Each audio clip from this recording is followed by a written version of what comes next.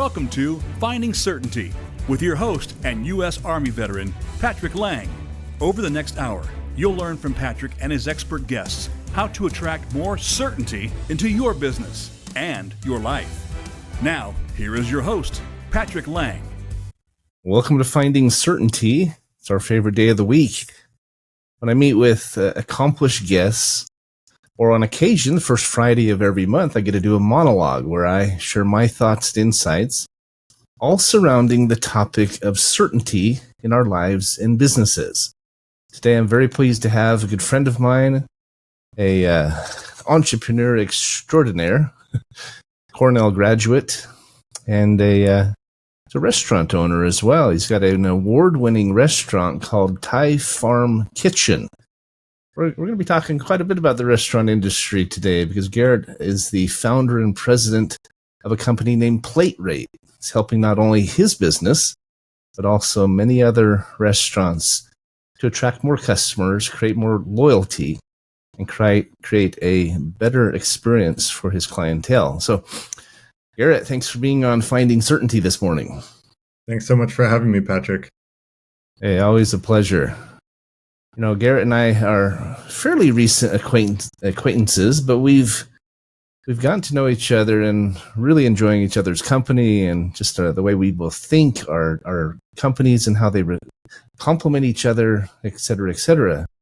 So as we go down our memory lane, as it were, together this morning, we like to get to know a little bit about who is Garrett Lang. And then we'll get into your business, how it works, and also your foundation, Free Thinkers Institute of America. That's we could do a whole show just about that. But starting out, I always like to share a couple of reasons why I've invited this specific guest. First and foremost, Garrett is helping his clientele to find more certainty and create more assurance in their future, in their business, in their lives. That's the type of customer. That's the type of client, that's the type of colleague that we love to get to know better because that's our objective, obviously, of Certainty Management, Certainty Global, and here on the Finding Certainty show. Second reason I wanted to invite Garrett on the show, though, is he's a great example of someone who is constantly looking for ways to get better, to improve, not just his own life, but also the lives of others. He's doing it in his work. He's doing it in multiple areas as well, in his personal life, and as a father, as an entrepreneur, as a nonprofit owner, et cetera, et cetera. So I do want to talk about your business and what you're doing for the restaurant community. Restaurants are a big part of our business and big focus, but I love the fact we can expand into these other areas, Garrett. You're such a great example of that. So again, thank you for being here. Of course. Thanks so much for the kind words.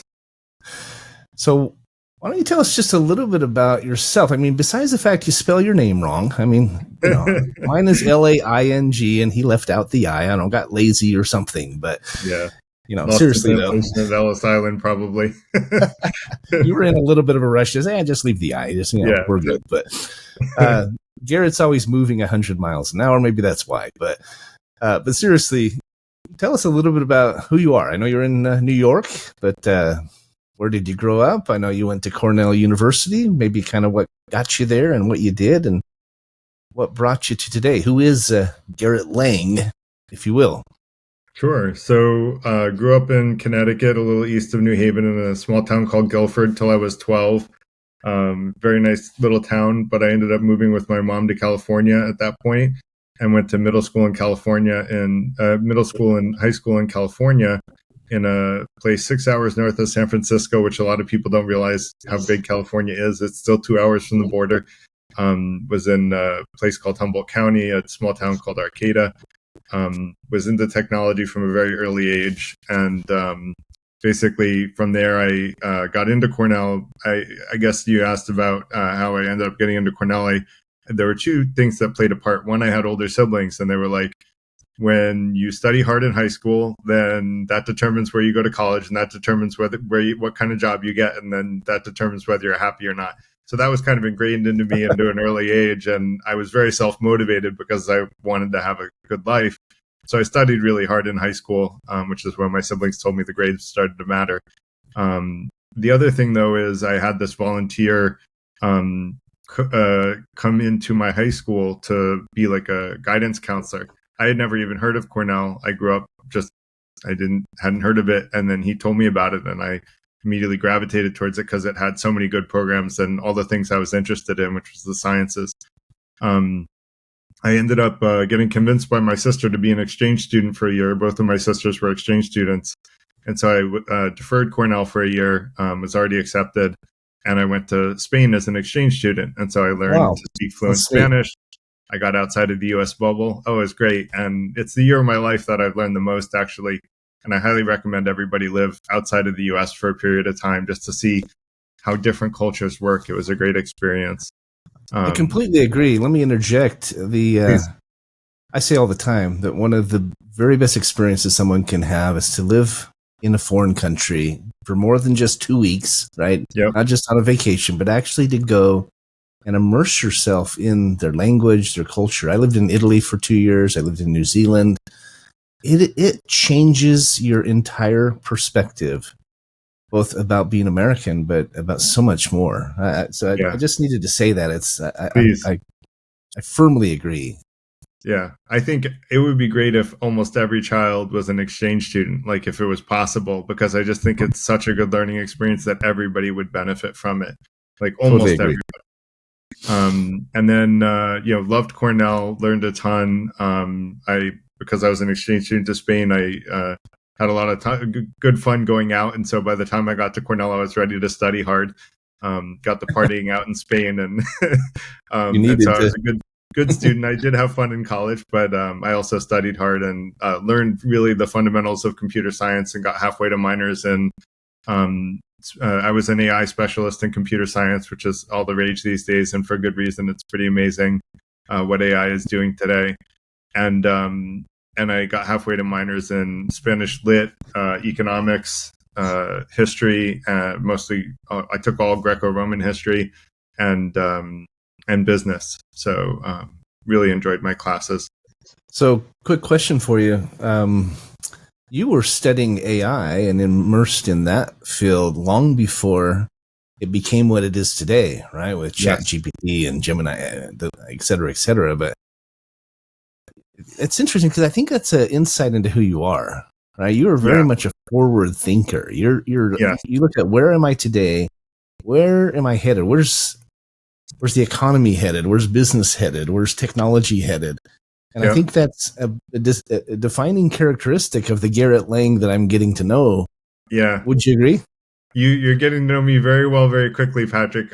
So actually, when I was in elementary school, I saw, we had a Macintosh computer, which was very uncommon back then. And I saw what it could do, and I taught myself to program. And I was like, this technology stuff is going to change the world, and I want to be a part of it. And so I started getting into technology. I was programming in middle school and high school professionally. So I do try to look at the trends and what's going to change, and I want to be a part of the biggest change possible. When I studied AI, quite frankly, I used to joke it's not really artificial intelligence, it's just complicated algorithms. And while that's still true, passing the Turing test, which is when ChatGPT has been rated as more human than humans when humans were interacting with it, that's an accomplishment that, it can't be under described as to the importance of that discovery, both for the good and the bad, but right now for the good, I think. Well, I just heard, just recently, you may have heard about this, there's AI now that can literally be good company to a person. There's a lot of loneliness out there. Yes. But there's AI that can carry on conversations and ask you questions and be interested in you and give you interesting feedback. And now I think a real person is probably better, but there are millions of people out there where this is helping fill a need. You talk about how it's more human than real humans. It's actually interested and attentive, right? And responsive. Where a lot of the time we don't do a very good job at that, right? We're distracted or looking at our phone or something like that. So Yeah. I know there's different opinions on AI, and some people think it's going to take over the world, and we're going to live the the Alien movie series someday. But I think there's so many more positives. I'm a big fan of not just I am ChatGPT, too. but everything they're doing.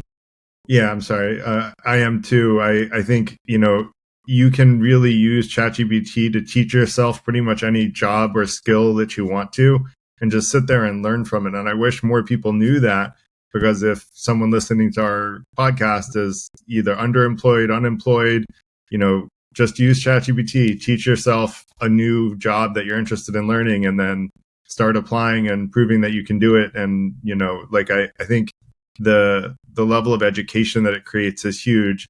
And yeah, it might help with loneliness too. I think that's a good point. But I also, like you, I prefer human company to AI company. But you're right, AI company can be more attentive and maybe more polite. But I would, part of what we try to do in the FTI is we want to be the best version of ourselves. And doing that means being good company for other people and creating a new friend network that's like that, to be the best version of ourselves, to seek truth and to be fair, which are kind of our guiding lights. And FTI, you mean the Free Thinkers Institute, which I think Correct. is a really interesting name. We want to get into that a little more or a little later in the show. But so you went to Cornell, you studied computer sciences. Yeah. You went on to have some pretty impressive roles with GE, if I'm not mistaken, and some others. So maybe talk a little bit about that, and then what led you from there to being the entrepreneur that you are today. Or were you an entrepreneur all along? Were you doing things on the side, or was it more of a bigger leap? So at GE, we were not allowed to do things on the side. It was very taboo back then to do anything on the side, so I didn't. I've always had an entrepreneurial spirit. My mom found, when my grandparents passed away and we were cleaning out their stuff, a letter that I wrote to my grandparents in middle school saying how I wanted to be an entrepreneur. So, and by the way, in middle school, I was selling gobstoppers for a quarter on the playground. So, I am at 5 cents. Can you still hear me? Sell them for 25. Sorry, say that again. You said you bought them at 5 cents and sold them at 25. I bought probably 40 of them for 50 cents. So yeah, I joke that I had a better profit margin back then than I do now with PlateRate, but that's intentional with PlateRate, which we'll get into, that we have a lower margin. But yeah, I've wanted to be an entrepreneur always, but I wanted to learn how business is done from the best of the best. And so my late stepmother, who was my corporate coach, said, GE was actually my lowest offer coming out of Cornell. I turned down Accenture, which was my highest offer, and I really did want to work at too, because I liked the idea of consulting. I'm a big problem solver. But she's like, GE has the best training, and I will say they had incredible training. I went through the CIO leadership training program called IMLP at the time. And the 3 months of boot camp there, I learned more in those 3 months than any other 3 months in my life.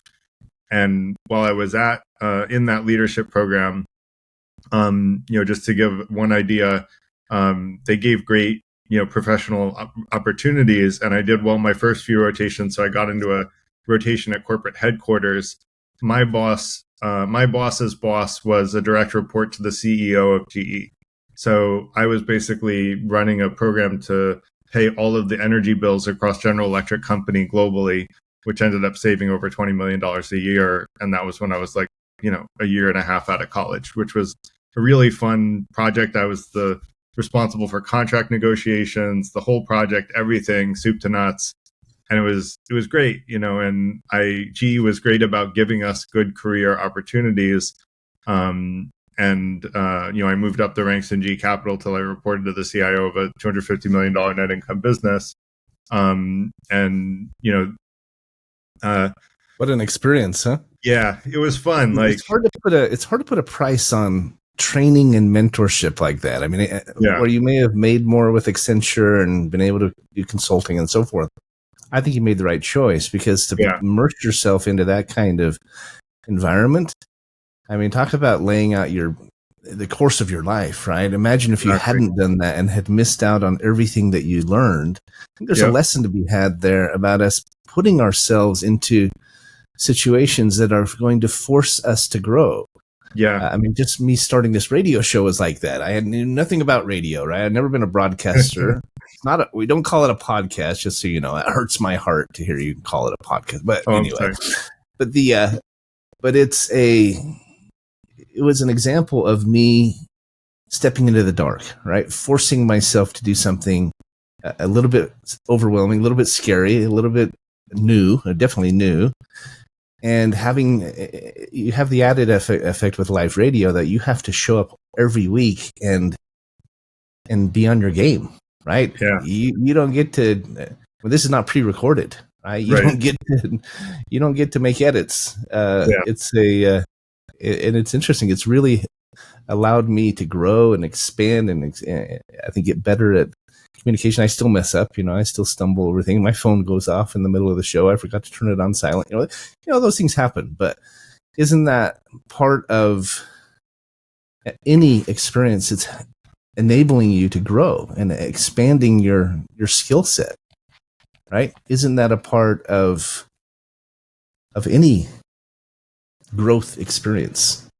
So it's ironic. We're talking about how we're recording live, and then we had technical issues. I think our internet crashed or something, but it's interesting. We were talking about looking forward, right? We're talking about putting ourselves in difficult situations. I was talking a little bit about starting this show and how it's challenging with live radio because you have to show up on your A game, right? There's no pre-record, there's no edits, there's no rewind.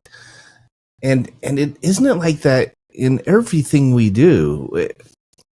I mean, whether you're a parent, whether you're a significant other in a relationship, you're working on a business, managing teams, doing a radio show, you just have to show up and perform and do the best you can.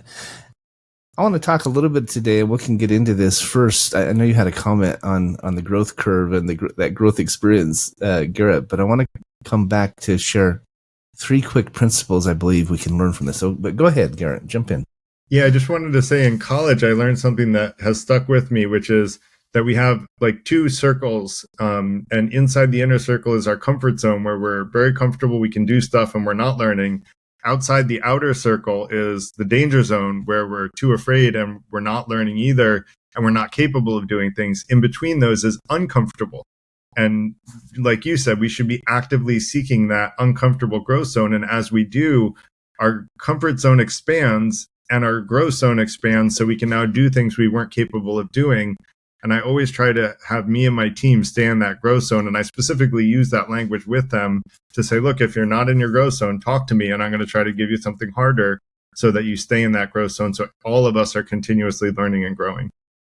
That's such a great insight. I do the same with my team. I try to keep them in that growth zone. I always say we're never satisfied, right? We're constantly trying to get better, improving our tools, improving our delivery, et cetera, et cetera. It's interesting. I thought of another a parallel or a metaphor, or maybe just a similar situation.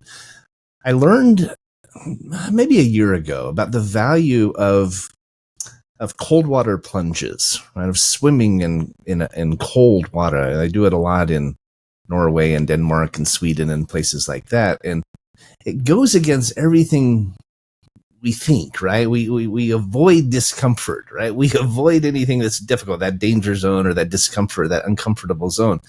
And yet, if you can learn to embrace it or to plunge in, I mean, I literally, once I figured that out, I actually started going into the pool through the winter where it was ice cold. Wow. And of course, when you jump in, it takes your breath away and you have to sit there and, hyperventilate a little bit so you don't pass out, right? But then I'd swim laps in this ice cold water. I did this all winter. Wow. And it is so refreshing. They've proven that it creates more brown adipose tissue. It has all these really great benefits for you, for your circulatory system, for your mindset, and so forth and so on. But it does go against the grain. Mentally, you think, we try to avoid discomfort, right? But it's been such a great experience. I take a cold shower now, and at least I start it cold and I jump right in. So the first 3 minutes, it's cold, and I have the same catch my breath experience before it warms up.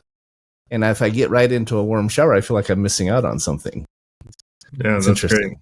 The more we do hard things, right, the more we embrace them and the more we actually enjoy them. So Yeah.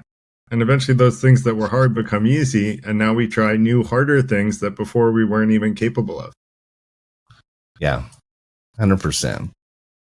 So you had all these great experiences. You chose the as Robert Frost said, right, the path less traveled, and you maybe made a little bit less and got kind of forced yourself into this boot camp at General Electric, but you gained so much from that. And then when did you make the transition from corporate America to entrepreneur? So I was at PricewaterhouseCoopers in a joint venture with Google, had a 50-person org of everything software development, product management, UX, iOS, Android web development, and QA, half in Shanghai, half in New York.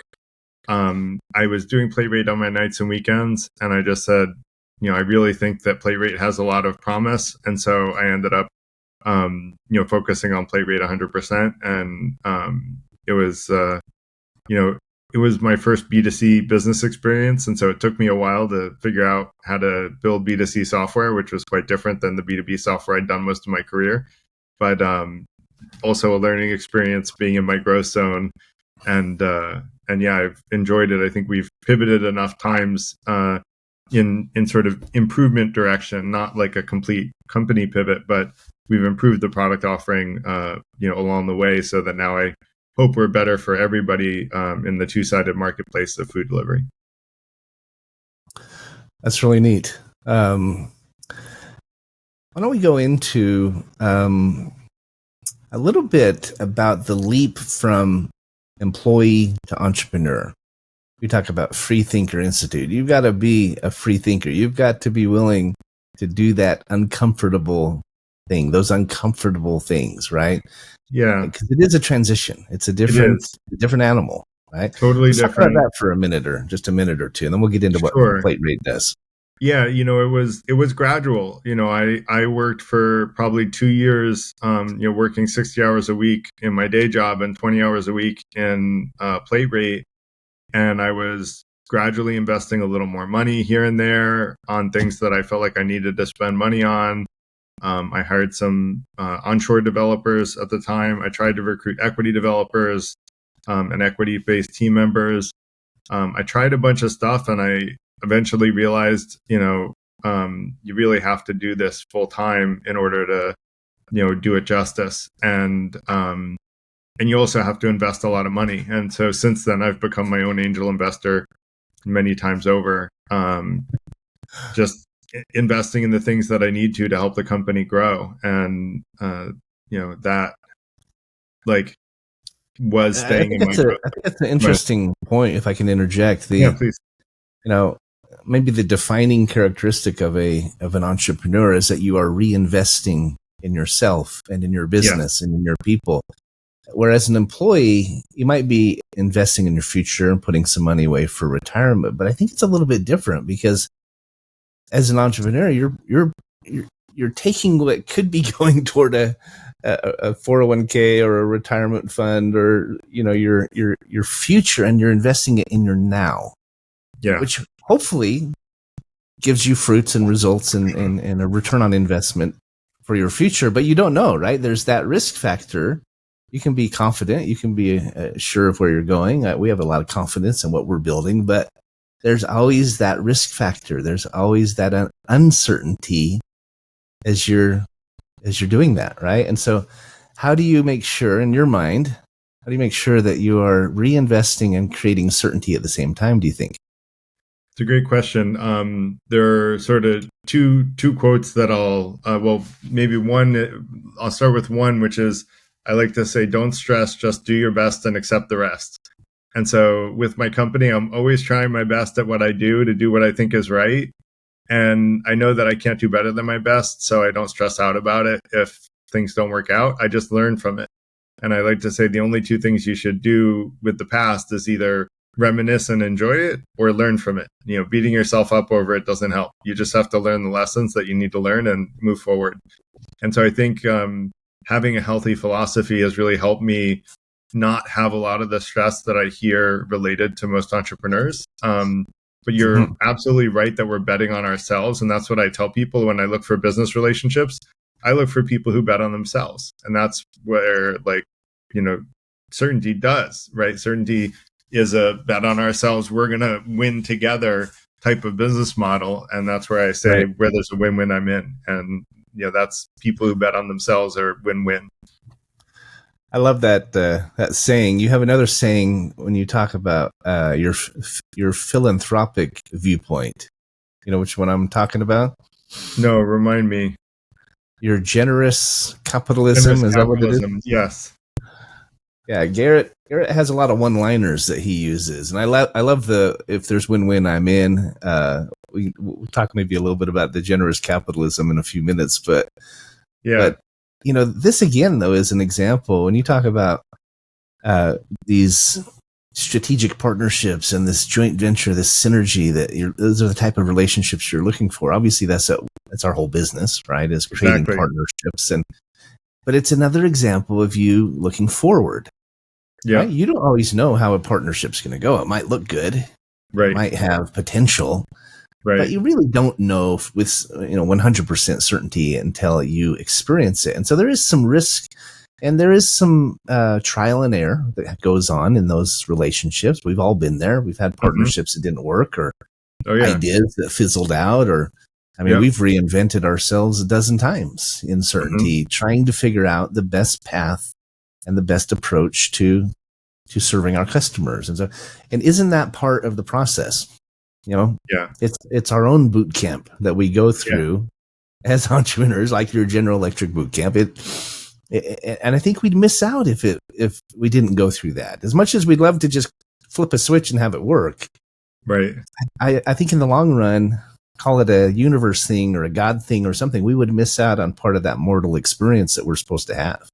Yeah. Would you agree? I agree with you. There's a great quote from someone else that I'm trying to remember. It's something like heroes are born from, difficult circumstances, essentially. And it's the adversity, it's overcoming adversity that creates, a meaningful existence in some respects. So I totally agree. So why don't you, I think we may just go ahead and skip the break today since we had that little technical challenge. We're talking to a technical whiz here. How many times have you had technical challenges in your life as you're building software and, and all these things? I mean, it's part of the experience as much as we hate it, right? As much as we wish it wasn't. But I think whether it's an eternal thing, we're supposed to have, adversity in all things or opposition in all things is what helps us grow. It's what helps us learn. I think it also helps us refine our activities and our focuses. It helps us test and retest and fail forward, as I say. You hit on a really important point, Garrett, that you said we can't get stuck in the past. Again, a forward-thinking concept and reminder, right? We have to forgive. We have to learn and move forward. So often people get damned, as they say, which I'm thinking of a dam with water behind it, not an eternal principle, but we get stopped or blockaded and it's of our own doing. Right? It's not even somebody else or something else that's keeping us from progressing. It's in our own mind. It's in our own fears. It's in our own hangups.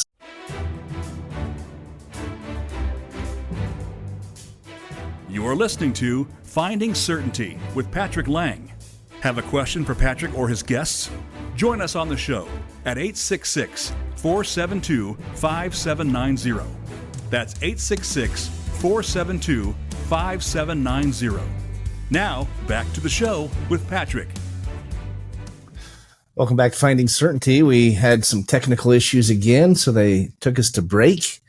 Just before we left, Garrett and I were talking about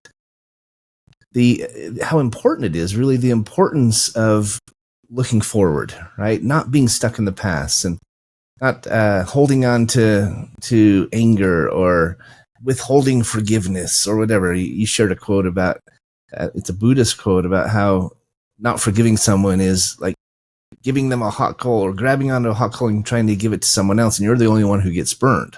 Yeah. Right? I've also heard it say that it's like drinking poison and hoping someone else gets sick. Yeah. Right?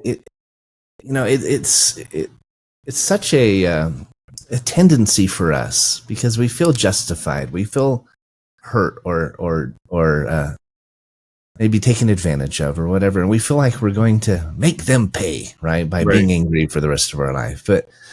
And yet, if you understand the freedom that comes from letting go and of moving forward and even forgiving someone.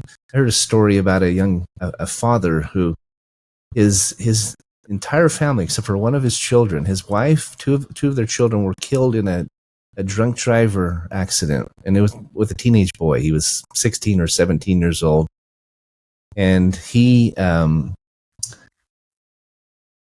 immediately went to the jail and spoke with the young boy and told him he forgave him and told him that he was so sorry that this had happened to both of them. Right?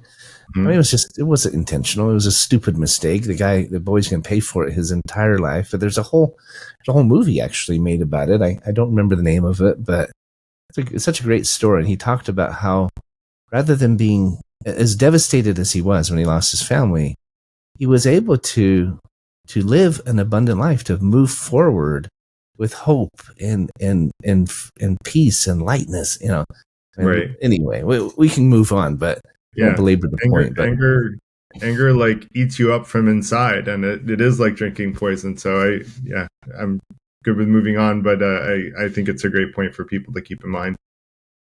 Yeah, for sure. Let's talk about PlateRate. Yeah. Why don't you go ahead and tell the listening audience what it is. What does it do? Because you are creating certainty for your clientele in a unique way. Yes. Taking on some very large competitors and Grubhub and DoorDash and Uber Eats, but you're approaching serving your restaurant customers and helping them have more certainty. You're doing it in a very unique way, I think. Yeah, there's nothing like us in the industry. What we do, and thanks, Patrick, for the intro. What we do is it's kind of like food insurance is how someone described it as far as creating certainty. It's like if you try any of the alcohol or the top 8 highest rated menu items, you get a 30% credit to order again from that business. So, hey, if you didn't love it, hey, at least you get a credit to come back. And on your very first order from the business, you get an extra 30%. So if you try any of the alcohol or the top rated menu items at a new restaurant, you get 60% to come back. But it's this uniquely win-win combination because for the restaurant, the way the math works out, they end up basically breaking even on the incentives for the food and creating a much more loyal customer. We show that we get 69% more orders per customer than the POS system, which is how people typically order from a restaurant. If you call up the restaurant and order, or you come into the restaurant. And so we also have a unique business model where essentially, and I can't go into the details of how we accomplish this, but I can say that we make more money for the restaurant than when they sell their own food. And the customer never ends up paying more than the list price at the restaurant after the free food that they earn. So the average price on Uber Eats, DoorDash, and Grubhub is 35% higher than the restaurant's prices. And then there might be a convenience fee of up to 50% on top of that. So you could be buying a $10 burger and paying $21 on those third-party systems.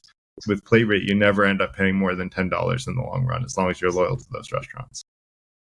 That's incredible. There's been a lot of talk about how the food delivery services are not good for the restaurant, right? They had to do them during COVID, and now so many people are used to them. They use them a lot. They do pay quite a bit more for that. And yet, those profits are not going to the restaurant. Right? These delivery companies have become multi-billion-dollar companies, and they're literally putting restaurants out of business. Mm-hmm. Where your approach, your technology, is empowering those restaurants and helping re-strengthen them, helping them recover, helping them keep from going out of business. And there's some unique ways you do that with food delivery, with insight or on-site patronage, etc. But anything you'd want to add to that, or anything you'd want to further clarify? Yeah, no, you're right. And we also do organic marketing to get restaurants web pages, and we'll build them a website as long as they continue to work with us for a specific period of time. We'll build them a website for free. We'll get it to the top of Google for hundreds of different search terms that bring them organic traffic and organic customers. We're really an all organic marketing, marketing company. We don't really do paid marketing. And we're actually going to be trying out Fuel, which is from the Certainty family, and I'm excited to see what they can do. I think it can be a great complement to what we're doing, and sort of supercharge the marketing efforts for restaurants. And that, in combination with PlateRate's great loyalty creation, you'll get lots more customers coming in, nurturing those customers, and then making them into loyal customers at the restaurant. Right. Well, isn't it interesting how when you put your heads together and you combine your technologies, you combine your efforts, invariably you accomplish more and you do it faster, right? Mm-hmm. You talk about Fuel. This is a marketing partnership of ours that can take anyone with a website and give them instant access to 510 data points on their customers. So when someone comes by and stops by your website, or they're searching in Google for, Thai restaurants near me, you immediately know who that customer is. You know that they're searching. You know where they are. You know their name, their phone number, their address, their credit score, even. I mean, all kinds of data, and it's real time data. It's actually private data. It's not just from cookies or something, or an opt-in screen, fill-in form or something like that. Most opt-in forms have a 2 to 4% response rate. Imagine being able to get 100% of the data and having it instantly. And so you can reach out to that customer while they're thinking about Thai food, while they're in the ethos or the ether, and being able to start that relationship. Maybe you send them a text, or you send them an email, or even a direct mail campaign or something. So there's a lot of synergies there. That's definitely something that can help you and your restaurants and the restaurants you work with.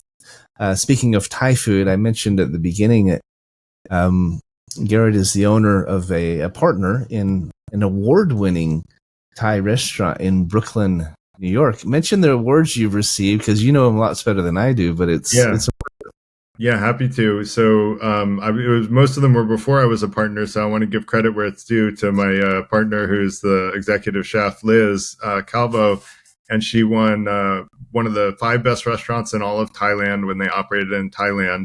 Since coming to New York City, we've won Best Bites from around the world by the New York Times, Best Thai Restaurant in Brooklyn, and Best Thai Restaurant in New York City. So highly recommend trying us. She makes the best Thai food I've ever had. Thai is one of my favorite cuisines, if not my favorite. And she absolutely does the best Thai food, which is why I go there. And you also alluded to the dine-in, which we're going to have piloting in Thai Farm Kitchen in the next, call it, month or so. And with that, people can order the food from their phone at the restaurant. And you can have a party of 20, and you can all get separate checks, no extra work for the restaurant. Everyone gets their own check, their own free food to come back to the restaurant. You rate your menu items to say how much you like them. You get to try the alcohol and top rated menu items and get a big credit to come back. So the $25 glass of wine that you would be splurging on is only $16 instead of $25. And, it just helps kind of treat everybody in a nice way, which is what we want to do. And that's part of what generous capitalism is about, is being more generous with the diner and the restaurant than anyone else in the industry. Well, you said if it's win-win, I'm in. And that's what your entire model is about, right? It's win-win for you, for the restaurants, for their customers, for the community, right? I love the fact that you said at the beginning, we're making much smaller margins, and we're okay with that. Yeah. Because we want to give back to the restaurants. We want to keep them strong. You'll make it up in volume, right? Exactly. You don't need to make it on every single customer. And, if you do good work and you do it for enough people, you'll do just fine, right? And that's at the basis of your model, I know. That's exactly right. And that's the basis for what I call generous capitalism, which is if you're more generous with your customers, your suppliers, and your employees, and I ask people the rhetorical question, would you rather do business with a generous company or a greedy one? And I call what we're in now greedy capitalism, because most companies, not all, there are a few really good ones out there, but very few, most take as much as they can for the company and give as little as they can to everybody else. And that's often taught in business schools. And, that's the strategy. It's an intentional choice. And actually maximizing shareholder value is something that was ingrained into law for most legal entities that are publicly traded, unless you're a B Corp. So once we can afford to be, we will be a B Corp, because that's not our thing, but we're privately held. So we're not held to that standard. But, what I'd like to do is show that, like you said, the generous company wins on volume. And if we can win on volume by being more generous, I want to inspire other entrepreneurs to win by being more generous and just have a better offering and be more generous with the people that you're working with.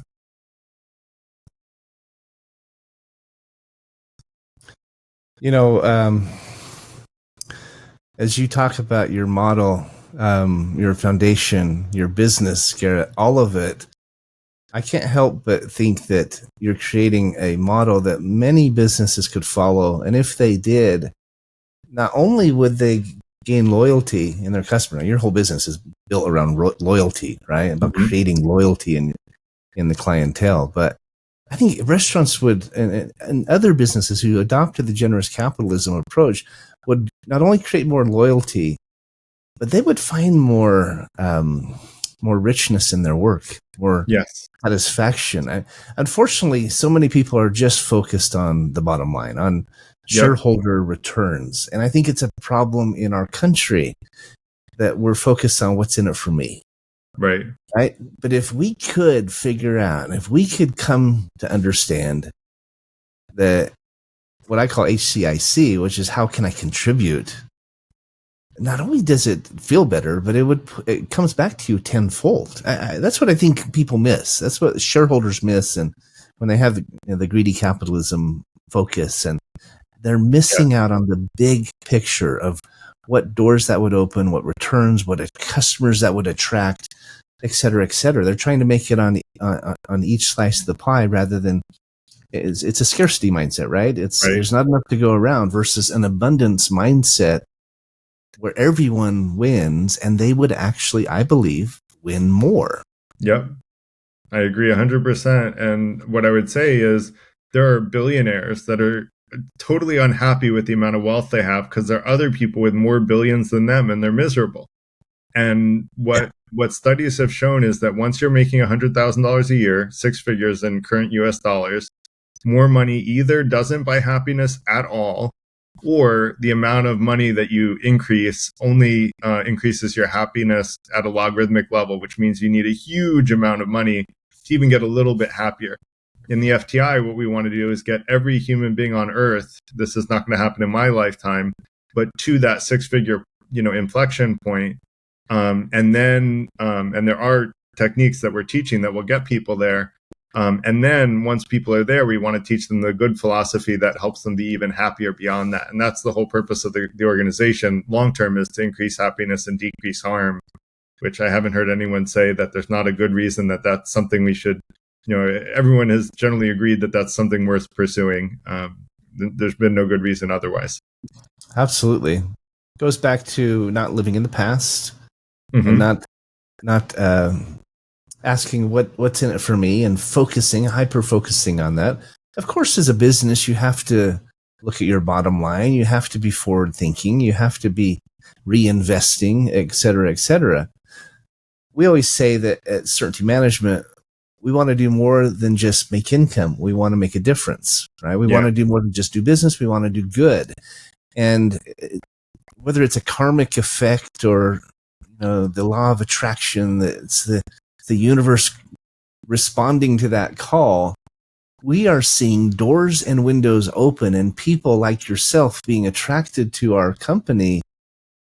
It's changing the whole landscape of our company. I mean, you yourself are bringing business to the table that could transform our organization. And I say, if we had, even if all we had was Garrett Lang on our team, we could change our whole business. But we have 50 other people like that, 100 Yeah. other people like that were developing and have developed these relationships. And it's bigger than I even expected it to be. And it's, I believe, because we have that mindset. We have that HCIC, that how can I contribute mindset. And I'm telling you, I think if more companies and even politicians had that mindset, it would change definitely everything. politicians.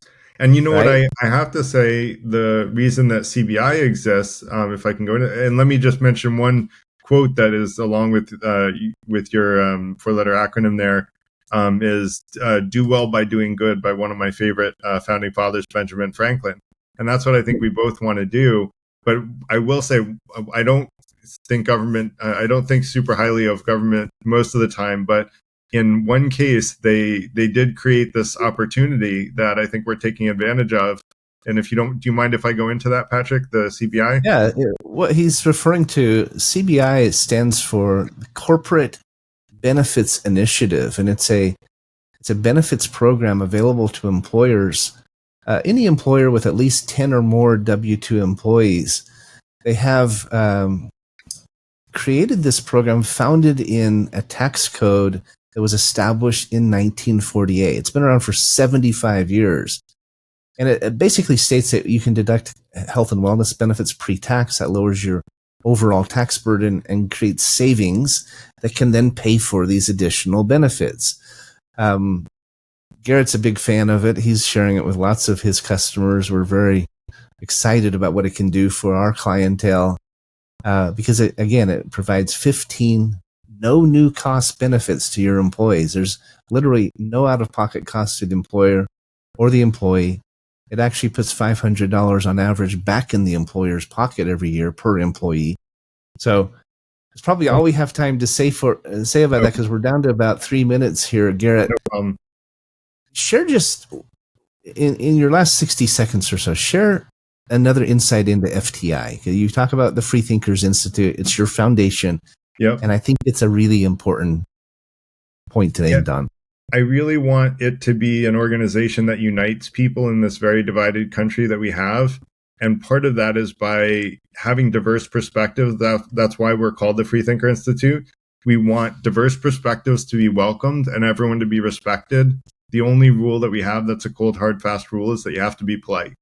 And by being polite, we have discussed the most divisive topics. We have free events through Zoom every Tuesday evening. We have a meetup. If you go to freethinkerinstitute.org, we have an online community through software called Discord. And I would love to engage people in your audience in the FTI. We really, like I said, we want to help people improve their critical thinking skills so we can all make better decisions and better discern fact from fiction and wisdom from folly. And by doing that, we all help each other improve and be the best version of ourselves. And that includes transparently sharing our beliefs with other people and listening with an open mind to other people. And by doing that, we hone our critical thinking, we hone our beliefs so that we have more true beliefs and we make better decisions for ourselves, which we then go on to use to make ethical decisions, which are those that increase happiness and decrease harm. And so those are the common values of the organization, what we call the 5 intentions. I give a quick overview of them. And those are what we're trying to adopt. And we have a membership in the community too, where we get to know each other, create a new friend circle. So if you don't want to have AI be your best friend, come to the FTI and get a new group of real human friends. That's great. You're such a great example, Garrett, of someone who, both through your foundation, through your business, through PlateRate, right, through your approach to life in general. I mean, I know what kind of father you are and husband and so forth, but you're constantly looking for ways to get better, and not just improve your own life, but improve that of those around you, right? Your clients, your community.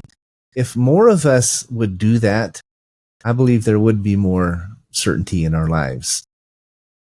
We are up against the end of the show, but I appreciate you being on with me, and appreciate you taking some time to share with our audience your insights.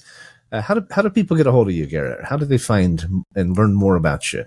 They can connect with me on LinkedIn, Garrett Lang, the one with PlateRate and Cornell, or they can email me at Garrett, Garrett, at either freethinkerinstitute.org or platerate.com. All that gets to me. So I would love to hear from people in your audience. We have commission-based roles to get into more restaurants. We have lots of things to offer. I like to give people opportunities that can make them money on a win-win basis. And so people that are interested, restaurants that are interested, people who know restaurant owners, all of those are great connections. And I would love for people to reach out to me. I think, Great. Patrick, you can attest to that. I'm an approachable person, and I really like to meet new people and look for win-wins. You're definitely one of the best referral partners we have, and we really appreciate your efforts and keeping us in mind. And thanks for being on the show today. If you're a new guest, thanks for stopping by. If you're a frequent flyer, we appreciate your patronage. Have a great weekend. There is more certainty out there. You can find it, and we can help. We'll talk to you later. All right, we're done with the audio on the radio. We can keep going. We're still on the YouTube version. Cool.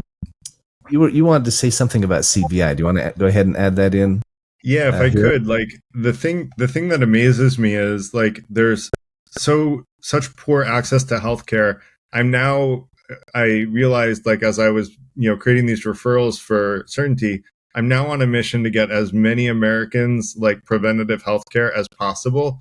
And it's because they can get free access to a doctor anytime they want, free access to a counselor anytime they want. Look at the mental health crisis that we have going on in the US. It's been called an epidemic.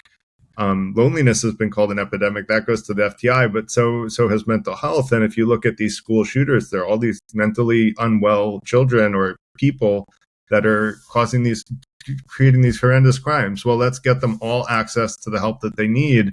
And let's destigmatize the getting help for mental health issues. Almost everybody benefits from a counselor, and you can talk to one. And if they say, you don't need me, then cool. But, if you're not perfectly happy all day, there should be no social stigma in seeing a counselor. And then 6 urgent care visits per year, free annual labs, fitness coach, licensed dietitians, over 1,000 prescription drugs for free, and deep discounts on others.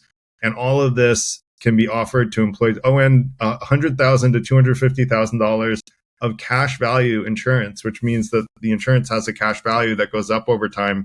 And when you leave that company, you can turn it into another insurance product that I can recommend to people if they reach out to me. That is an incredible savings and investment tool. And it's cash. It's just like getting paid extra money. And all of this is done at no cost to the employer. Actually, like you said, the employer is saving $500. And then if I'm not mistaken, we have another program that's even more recent that saved twice as much per employee for certain employers. And so it depends on the employer, which one. And so we can work with potential clients that have 10 or more W-2s, just reach out to us, and we'll analyze which of these programs will save you more money and give you better benefits. And it's just, It's amazing. The access to free healthcare for all Americans is right in front of us, almost all Americans. So we just need to take advantage of it. And Patrick, I thank you for bringing this to market and getting it introduced to more people. And I just want to help do that. So, yeah, we love it. It's of all of the services we provide, we have 7 divisions and 21 different product lines. And that number is important because that number has some symbolism behind it. It takes 21 days to make a habit, right? Number 7 means completion, perfection. It's 3 times that amount. It's my favorite number. All my favorite numbers in one, actually. But anyway, the thing I love about the CBI, about the Corporate Benefits Initiative, is that so many of our employers are struggling with manpower. There's an enormous turnover. They're struggling to find help, trying to find good people. And when you can offer 15 additional benefits, and all of them that you just listed, right? I mean, all of those benefits, the free prescriptions, the counseling, telemedicine, etc., 0 copays on any of those, right? No deductibles. It's unheard of, right? It's almost like having, it's like the medicine that is available in Canada and Europe and other places where you don't have to worry about, can I afford to go to call a doctor? I mean, how many of us, talking about mental health, how many of us have been in a relationship and we're struggling communicating or figuring out our finances, and we're like, we probably really benefit from a counselor, but we can't afford $200 an hour to go do that. And so we just soldier through, or we end up divorced.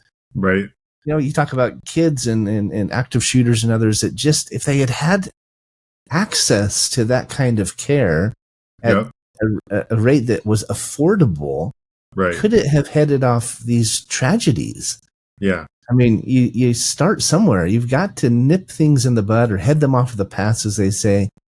And that's what I love about this. It can be such a benefit to the employers with recruiting and retention and savings, and even help lower their medical premiums, their major medical. It can be such a benefit for the families. And it's actually an example, talking about the government, an example of them actually having some foresight, right? People ask us all the time, why would you do this? Why is this even an option? It's because Congress is saying, we're willing to take a little bit less taxes today to pay for health benefits, to get people more healthy, to hopefully in the future pay billions less for Medicare and Medicaid. It's always about money, but it's them actually having some foresight and working across the aisle in a bipartisan approach I think it can change lives. Yeah, I agree completely. And the other thing, you compared it to Europe and Canada, but if I'm not mistaken, and I don't actually have the CBI benefits, I'm hoping that in the next year or so I'll be able to get it. But my understanding is there's not really a big wait. Whereas you go to Canada and the UK and Europe, often people complain about how much of a wait there is in the free healthcare systems. But with CBI, because it's 24/7, I can't imagine there's that long of a wait, if you call it the right time. So I think it's even better than, potentially. And I've always felt like I want every American to have access to healthcare, but I also think that in general, the free markets, especially if it was using generous capitalism, will outperform a government-run program, because most government-run programs are not as efficient as the average business-run program. But it's nice that they set up a good set of rules here, like you said, Patrick, to have that cross-platform foresight. That was obviously an old Congress in the 40s that that did that, but maybe our new Congress will take some lessons from them. So let's hope so. I love that you talk about helping teach people these critical conversations through the Freethinker Institute, and it's about conversations that create collaboration. I firmly believe that in politics, even if there was a politician who came along or came up through the ranks who was independently wealthy, didn't have to be beholden to lobbyists, was an independent thinker, and could truly work with both parties across the aisle, we could eliminate our deficit. We could create programs. We could serve people. I believe there's someone out there who's going to rise up one of these days and be that person, be that leader. I mean, I pray there is, right? I agree with you. And I think there will be. And I think it's all possible. Like, I see how it's possible. And it's a matter of, execution and working together to make that reality come about. And, what we try to do in the FTI is get people seeing the other perspective, because I think so often in conversations, things get divisive and then the other side gets demonized and put down. And, bullying is not the way to convince someone. Telling them they're bad is not the way to convince them. Listening to them with empathy and what we call listening to understand in the FTI is the way you get someone to listen to you. You ask them thoughtful questions that dig into their perspective. Put your own ideas aside for a little while. That's what listening to understand is. Set your own beliefs aside. Just listen with empathy to the other person. Where are they coming from? What is it that they want? Why do they believe something so different from what you believe? And how did they come to those beliefs? And once you've understood them and you've told them what you can agree with about what they said, only then should you venture to say, well, ask a question that may help them realize that there's a flaw in their logic. If you use Socratic method the correct way, what I believe is the correct way, that person will think they found their own error. You didn't convince them. Most people don't want to be told they're wrong and why. I don't mind that personally, but very few people want to be told they're wrong and why and be beat up with logic. But if you can ask a thoughtful question that helps someone realize their own mistake, that people can learn from. Everybody can learn from that.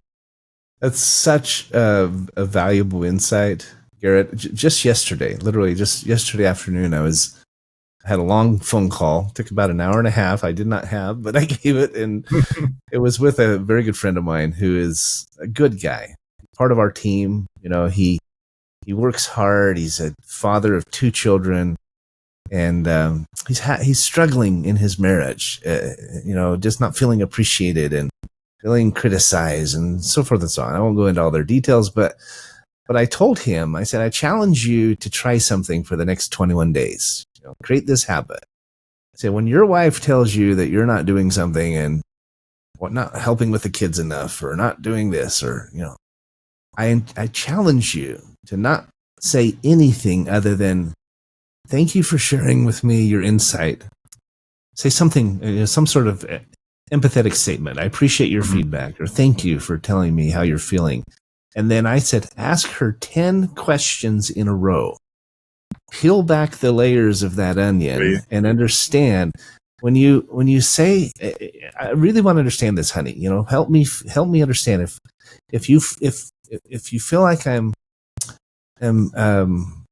not spending enough time with the family. What could I do to help you feel differently, rather than trying to fix it, or rather than getting upset or defensive or whatever, which is what he usually does. He gets defensive. He tries to explain himself and justify himself. Just listen, right? Open your ears and ask those questions and get to the heart of it. 2 things are going to happen from that. One, she's going to feel appreciated and listened to, which is going to lead to more connection and more intimacy and other things that he's hoping to get. And 2, you're going to actually learn some things, right? And I know he wants to learn. He wants to be a good husband. So it's a good exercise for him. He's just kind of missing out on it by trying to defend himself, justify his position, right? I think that's great advice. Are you on the telecounseling line, Patrick? Because I think you'd do well there. I should be. I told him, if you and your wife want to do some counseling, I'm happy there you go. We'll try to be your counselor. But but it's such good advice, and it applies in everything, right? When my COO or our SVPs or somebody come to me with concerns, I can either tell them why they're wrong, or feel defensive, or get or withdraw, or whatever, one of those non-healthy responses, or I can say, tell me more. Thanks for coming to me. Help me understand. And I like that. So much good comes out of it. The more upset we are about something someone says, the more important it is to listen to where they're coming from. And I like to say everybody deserves love and compassion, and the people who we think deserve it the least are the ones who need it the most. And I think when you think about it that way, it's pretty clear. Like, sometimes you'll think this person doesn't deserve my love and compassion, but the truth is that person's probably putting out negativity because they've had such a bad life and had so many bad things happen to them. They're the ones who need the help and support and empathy the most. And so, I try to remember that. I'm not perfect. I make mistakes, but I think these are all good things to keep in mind and to be, like you said, peeling back layers of the onion with empathy. Yeah. If people would try this in life, in business, in our relationships, in politics, right? If they would actually try it, they would be amazed at the results. Whether you like him or hate him, I think Trump, he's got an ego, right? He's arrogant. He's a force to be reckoned with. But I've been watching him, and I think he's, whether it's from valuable counsel and feedback or just from personal introspection, he seems to be softening and being more open to a united effort, right? He seems to be more open to crossing the aisle, to working, creating bridges rather than walls. I may be wrong, but just from some of his interviews I've seen. I haven't been following politics lately, to be honest, but I hope you're right, because I think historically he can say some incendiary things. But I think a lot of politicians do, right? You have Biden saying, you ain't black if you don't vote for Biden. That's incendiary too, right? And then you have Trump saying incendiary things on the other side. But what we need is exactly what you said, and I hope that he is moving in that direction of more of a trying to be a centrist, like a true centrist, where you're listening to everybody and trying to bring people together. Because this division is just not healthy for any of us. Well, it's not, and I don't care who you are, whatever president you are, your accomplishments, of which he had many, were overshadowed by the division, by those incendiary comments, right? Yeah, If exactly. those weren't there, I think a lot more people would have liked him. If Biden didn't hurl mud at Trump, a lot more people would like him, right? It's just, it's like they're children in a playground slinging mud at each other and thinking that that's going to gain friends. I think it doesn't. It alienates people. We could have a whole show on politics, but I don't usually get political. We should. That would be fun. There's a great book called Everything I Need to Know I Learned in Kindergarten, which I would recommend to your audience. It is hilarious. And like, I think all of our politicians, it should actually be mandatory reading in Congress, and they should have to pass a test and be rated against whether or not they do these things, because it's simple stuff. You know, it's like share, right? Like I teach my kids, share with each other. Politicians share. You know, help your friend up when they fall in a puddle, right? Yeah, exactly. Be kind to your neighbor, right? Like these things that, you know, we learned in kindergarten supposedly, but a lot of people have forgotten them as they get older, and they seem to feel entitled to be, you know, unkind. And I think we should all be kind to everybody. And the people that I admire most, Patrick, and I know you're one of them, that does this. I admire you a lot already, but I'm sure you do this too, which is people who take in negativity and then respond back reflecting positivity. Like the average person, when they get a lot of negativity towards them, they reflect that negativity back to whoever gave them the negativity, right? And so it's this mirror of like what I call a verbal boxing match, right? Yeah, it's tit for tat, and then it usually escalates, and so it becomes a verbal boxing match where someone gets knocked out, and then that person withdraws from the conversation. Whereas the opposite is, if you're doing what you said and you're listening with empathy to the person who's upset, then suddenly they soften because they're like, oh, this person cares about me, even though I was just mean to them. They're being nice and asking me how they can help, or what, you know, is there something that I can do to help you? Which I've taken people off guard that, you know, were very upset at me. And then I was like, oh, you know, something seems to be wrong. Is there something I can do to be helpful? And like that response is like what's called a pattern interrupt. It interrupts their normal habit of tit for tat and escalation of verbal boxing match. Well, I've seen that played out in my life in living color, right? My children's mother, my ex-wife, we struggle communicating, and it's hard to get along. And yet I've found that we have one of three responses, right? We can be angry, which is kind of a forceful, you know, more than tit for tat, is throwing it back in their face. The other response is to get defensive, right? It's not maybe an attack, but you respond with hurt or offense, or, you know, you're whatever, right? It's more kind of a victim response. Yep. But that third response, that you are water off a duck's back and you respond with love, you respond with patience, it takes the wind out of their sails. It does. What are they supposed to say when you say, you know what, I hear you. Thanks for sharing that with me. I really appreciate you. Right. But can I'm I help still angry. I want to tell you how I feel. You're like, hey, well, tell me. I'm listening. I want to hear it. You know, I mean, it just changes the whole dynamic, right? And helps change their whole paradigm. And where do they go from there, right? Yeah. Well, they hopefully go towards actually solving the root cause of what's making them upset. And that usually that root cause isn't even the thing that they're upset over. It's something else.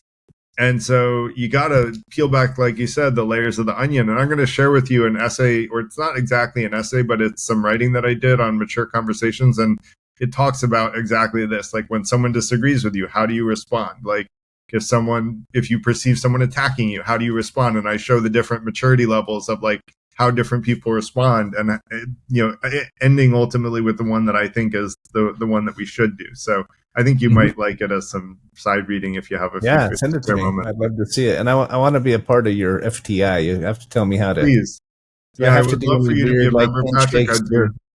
Go ahead. Is it like the Masons or the Skulls or something? I have to do weird handshakes and no weird handshakes, but or anything like that. You know, it's no. And the Masons are fraternity. This is co-ed, but it's really you just have to agree with the 5 intentions, which I think you already do, and try to adopt good philosophy into your life and help other people do the same. And that's what we do for each other, and we help each other achieve our life's goals. Right? We talk to each other about goals, and you mentioned forming a habit in 21 days. Patrick, I wanted to get on the exercise bike for 3 or 4 months, and I didn't go on once. And then I got an accountability partner with the FTI, and they would text me every day, "Hey, Garrett, did you manage to get on the exercise bike?" He was actually much more eloquent than that. That's the kind of reminder I give my accountability partners. But he was like, "Health is very important, and remember your kids, and consider going on the exercise bike." And I'm telling you, I went on almost every day once I had an accountability partner. And we create accountability partners for each other in the FTI, and it really, really helps in forming good habits. It's been a game changer. That's how I got to do yoga with my kids every morning. Like, same thing. I wanted to do it for 4 months, never did it even once. Got an accountability partner with the FTI, boom, like habit formed within a month. I love that. Yeah, that's great. Well, Garrett, maybe share the 5 intentions and we'll close out this video. Yeah, so the first is to be the best version of yourself, to seek truth, and to be fair. And that's really the goal. That's kind of the North Star, if you will. That's aspirational. You never arrive at those goals. You're just striving for them. And then I like to say, keep your hopes high and your disappointment low. It's the only way to go, because you want to keep your hopes high that you're going to achieve those, but know that you're not going to. You're always going to fall short of being your absolute best self. That's okay. You just don't stress, do your best, and accept the rest. The next side is about thought processes. And so when thinking about things, you want to transparently share your beliefs in an authentic way with people to the extent that you trust them. And then listen with an open mind to what those people say. And then you want to hone your critical thinking skills so you can better discern fact from fiction and wisdom from folly. Because I would argue, that helps us accept more true beliefs into our paradigm. And we have to be really conscious of confirmation bias, which is the desire to believe that we're currently right and reject anything that proves our current beliefs wrong. And that's what listening with an open mind does, is it helps combat our confirmation bias. Once we hone our critical thinking skills, we'll have more true beliefs, and then we can transparently share those with other people. And now the truth starts winning, whereas studies have shown that fake news travels faster than real news. And so, right. That's not good for any of us, to be honest. I totally agree. Sorry, go ahead. I totally agree. Cool. And then lastly, after that, you have a good, healthy thought process and you see the truth as clearly as you can. In order to be fair, it's action-oriented. And I think there are sort of 3 steps to this. The third is the icing on the cake. The first is, I think we should prevent significant unnecessary harm from all human beings on Earth, period, full stop. There is no exception where anyone should get harmed in a significant way unnecessarily. And that should be, to me, an objective moral that all of humanity fights for and says, we're not going to put into place leaders who violate this. And, I think just accepting that, which is the first part of the 4th intention, would drastically change the world. And then the second part is, once we do that, we want to increase happiness and decrease harm opportunistically wherever we can. And that's the overall arching goal of the FTI. And then the 5th intention is an eagerness to express, accept, and reciprocate love. A lot of people can express love, but don't know how to accept it. And then other people know how to accept love, but don't know how to express it. And fewer still actually express it and, express it and accept it and reciprocate it as well. So that instead of putting out negativity and reflecting back negativity, we're taking in negativity, reflecting back positivity. And then that person, if they're following the 5th intention, will send positivity back to you. And that creates this synergistic, and I think this is happening with us, Patrick, right? Like, you introduced me to some really cool programs. I'm now introducing those programs to other people. Once some of that goes through, that empowers me to be able to help more people. And that's what win-win is all about, is where those of us that want win-win scenarios, we help each other and we improve each other, we increase each other's sphere of influence. I have 3 favorite words. One of those is, of course, certainty. Yes. Something we should seek in everything in our lives. The second is authenticity. and they all ended with the CITY. They're all city words, but certainty, or they ended TY, sorry.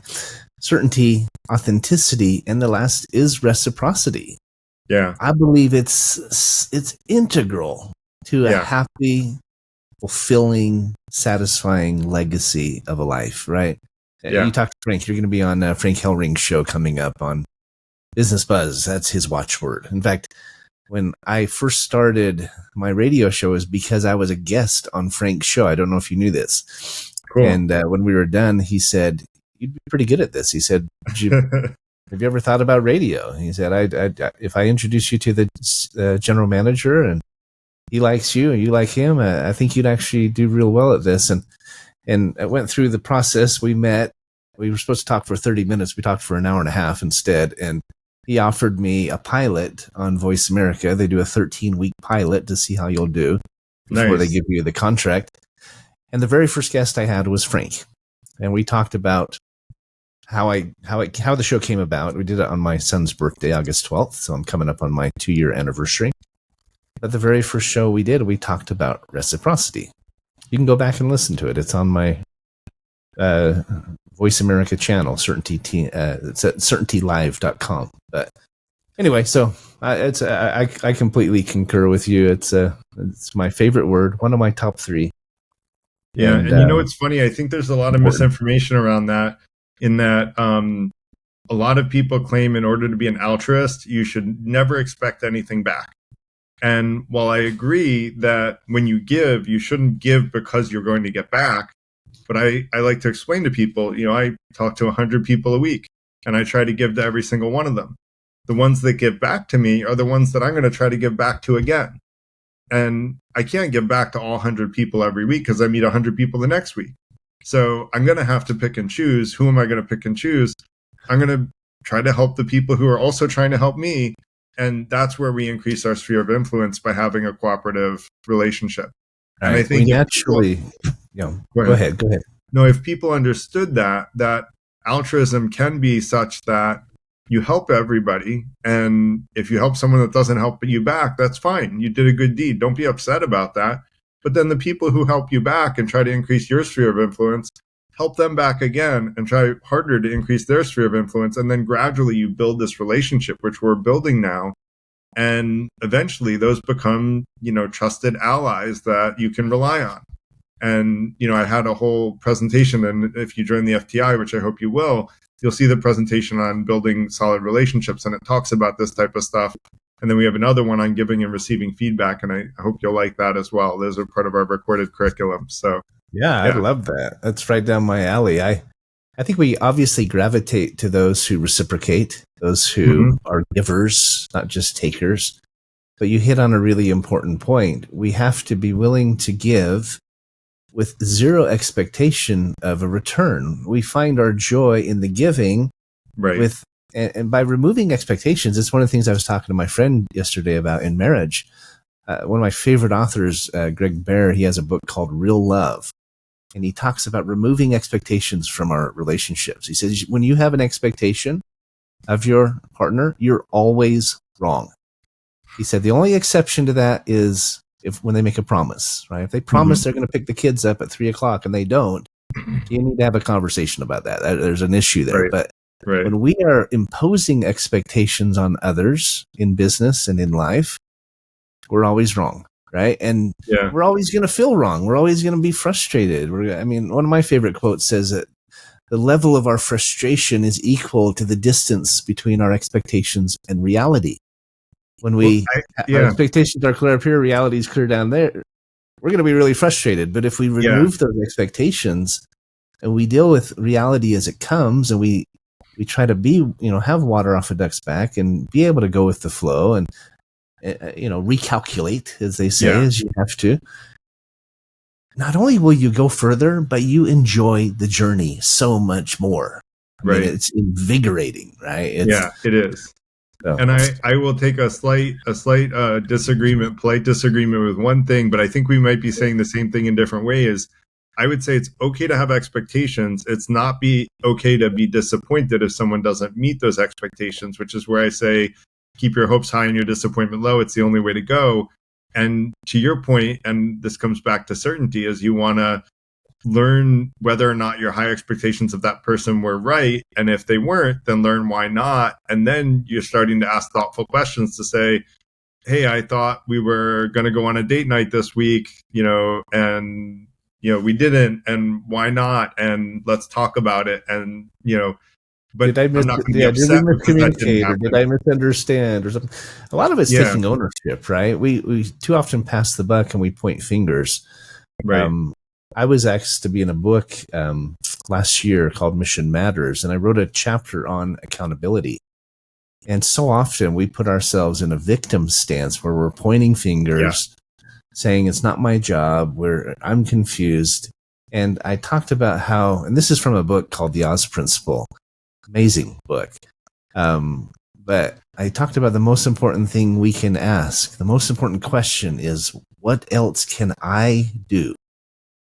Yeah. And sometimes it's I need to ask for help, right? It doesn't mean we have to be lone wolves and we don't have to do everything by ourselves or on our own, but we have to take ownership. Yeah, I agree. We didn't go on a date, and I thought we were.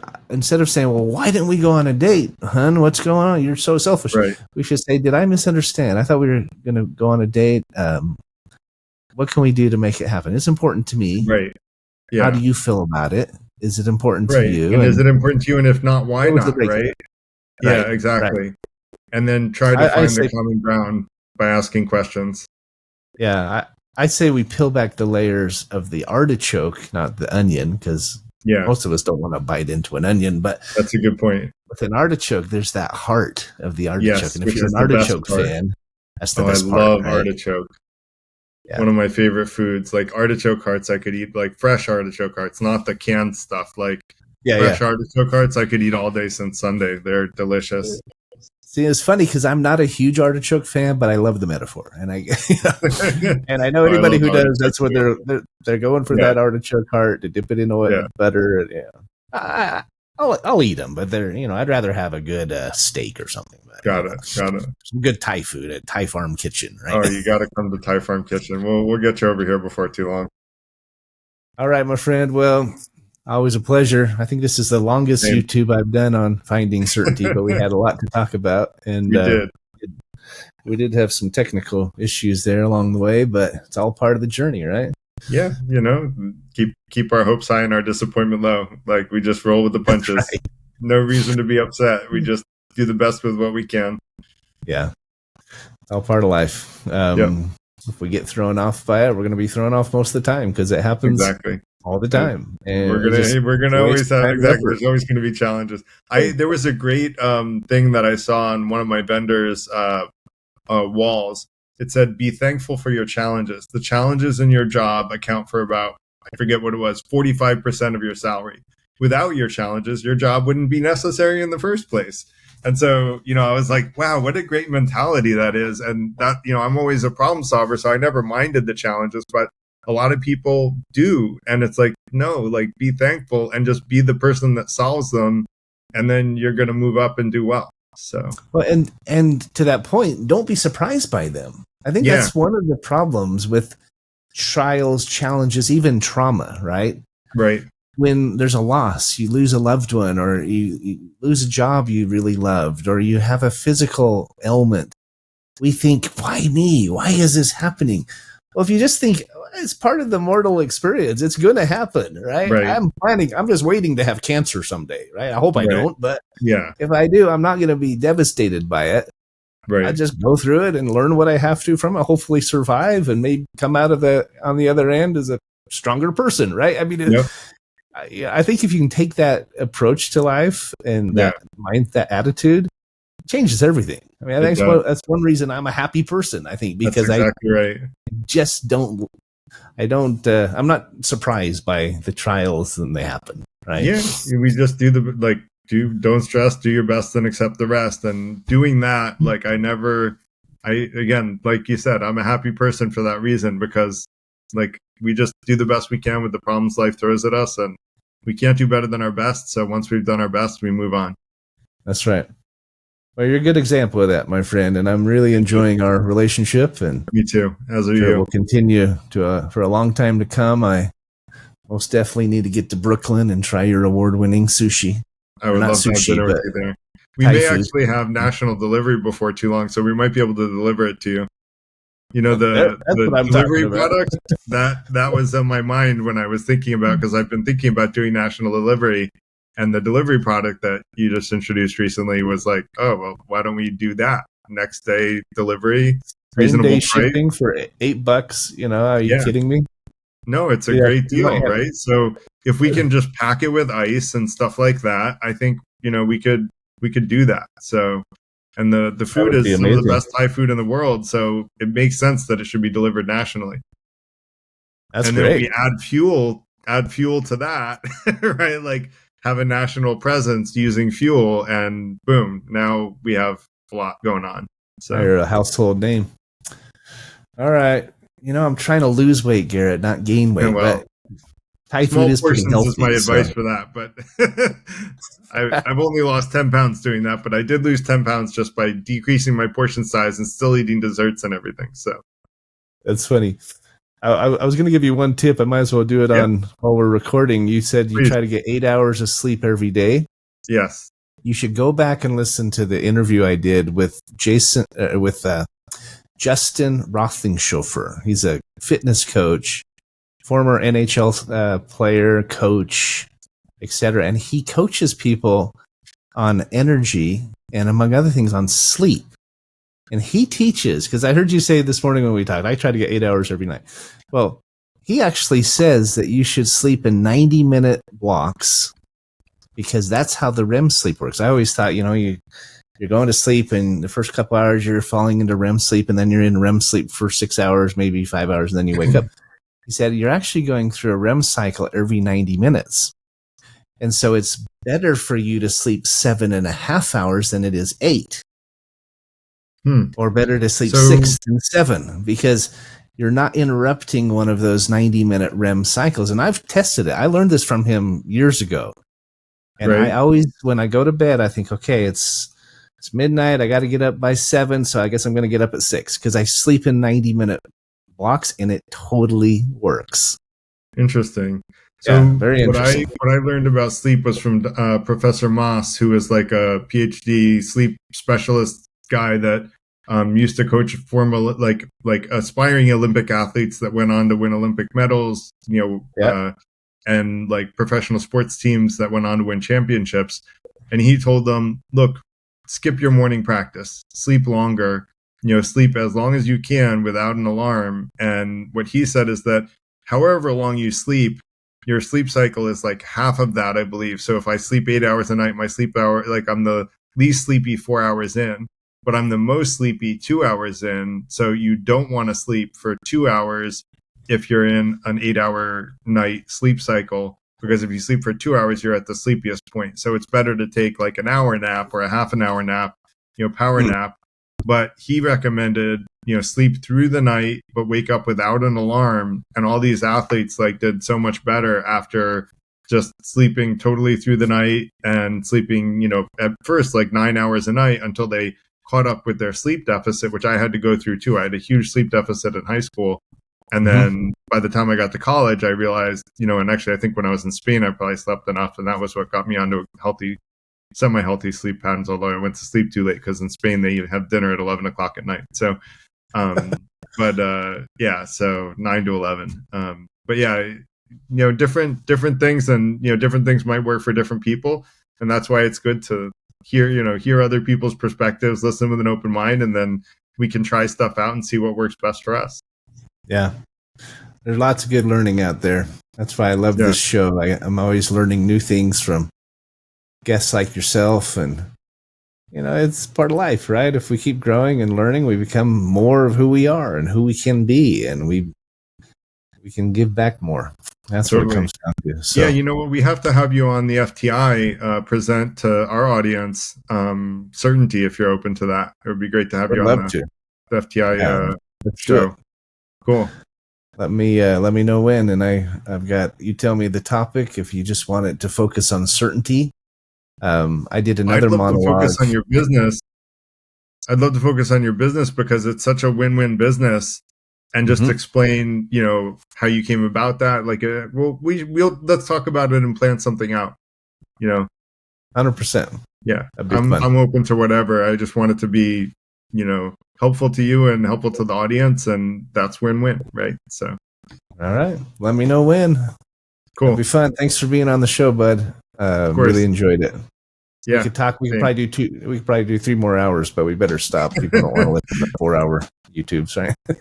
Yeah, understandable. Hey, well, have a good weekend. It's always a pleasure. Too. I'll talk to you later.